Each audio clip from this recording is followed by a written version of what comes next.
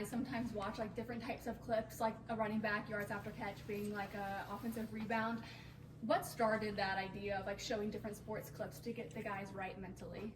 Just, I think things can get, at times, right? It's a long season, a little bit monotonous, mundane. So what can we do to add a little flavor and give a perspective? And I know our guys, a lot of them will watch NFL or college football for sure. Love the Vols, of course. So everybody, Rod will do it, Gainey, Lentz. It was just something I was sitting there, and Luke Shep, I was like, you know what, we got to be better at like getting off the first hit, the first block out. And so Shep goes, oh, I got a great clip.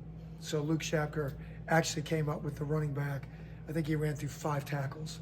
So it was a way for our guys to relate in a different way, and something that they found kind of, I think, amusing, but could also maybe translate it to basketball. Do you think Egor took it to heart after his 18 rebounds? I'll leave that up to you. Usually when somebody grabs 18 rebounds, it's a center who's 7 foot, whatever. How impressive was Egor's performance? I know he's in the post quite often, but for a smaller guy in that regard. Yeah, I think when you see guys rebound out of their area, meaning starting in one place, running to another place, or being at the rim, the ball bounces 7 feet this way, he runs it down. That, I think, what was impressive to me with Egor in that game. We get it from Cade. We'll get some from Felix for sure. We want to get D Stone. He's capable, more involved. But that was, I think, the most impressive thing. Not just, grabbing balls in his area. There's some good in-area rebounders, but out-of-area rebounders are hard to find. Rick talked a lot about his defensive rebounding not being surprising. I saw that at Charlotte. Well, what's been surprising, or why has he been able to be a better offensive rebounder than you all anticipated? He and I talked, and Charlotte was very successful when he was there. Virginia, I think the coach came from there, and everybody has a style, and Virginia was highly successful right under Tony Bennett. But Egor told me, the way they did it was, if they were even or they were inside the guy, they could go to the board. If not, they were to go back, because their whole thing is prevent easy transition baskets, get our half-court defense set. So they valued that probably a little bit more than offensive rebounding. Here, we'd like to think we can do both of them. And I think giving Egor that freedom, because he had told me in the summer, man, I can offensive rebound. And I said, well, let's go. You're going to get that opportunity.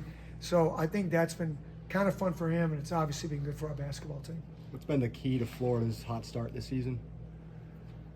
Wow, they're really good. I know we're supposed to say all that, but they really, really are good. No holes. To answer your question directly, I think experience at the guard position. I don't know that we'll see a better trio. And then when you add their bench, Aberdeen coming in off the bench, and who's playing, And the other thing is, I think like our guys, which we're proud of here, all their kids have gotten better. Or young men, I should say. They look like men. So the fact that Elijah Martin is a grad, and then they have 2 other seniors, Clayton and Richard, at guard. So they've seen it all. They're experienced. They're physically strong. They're mentally tough. They're athletic. They're willful in their scoring opportunities. Their bigs understand exactly their role. I think so look at it this way. They're 3rd or 4th in the country in offensive rebounding. Rank highly in second chance points. They are 2nd or 3rd in the country in transition points. That's a scary combination. That is why they're so good, right? They do run good half-court stuff, but man, you put those 2 things together, hard to beat that team. Coach, your last true road test, you played a really good Illinois team and won kind of a slugfest. Florida just played a track meet at Rupp Arena. Do you like this team's ability to do both if you find yourself in either style of game? Well, we're going to find out, because that's a good point. I mean, this team, stylistically, Florida has shown that they can win. I mean, that was a high-level game if you watched it. That was entertaining as heck. Both teams were just so good on offense in that game. Florida is also ranks analytically pretty well defensively. So I think Kentucky's offense might have just been a little better than Florida's defense on that night, or that day, I should say. But Florida, we expect them to be very good defensively. We are going to have to score some points to win at Florida. Where can your team take the next step when it does come to rebounding? Being consistent. We'll get the chance to see that in this game because this will be, everybody talks about our physicality. I think Florida is probably the most physical team I've seen all year at all 5 positions, and they get just as physical when they come in off the bench. So playing in that environment there, the love Florida has anyway for Tennessee. And yeah, we know it's sold out, and we know this is a huge game for them as it is for us, that we expect this to be like a 15-round boxing match. How have you seen Walter Clayton improve from last year to this year? Just confidence, just a pace and a poise. I call it like he plays with a great gait. He never looks hurried. He never gets sped up. He's shooting the ball like at a very high clip from 3. He needs little time, a little bit like Chaz. Like that release is really quick. Big bodied, strong enough to get downhill, really smart at drawing fouls. Just very complete as an offensive player. Where's Chaz's shooting ability compared to other guys you've been around? Well, thus far, it's been at a very high level, on any level.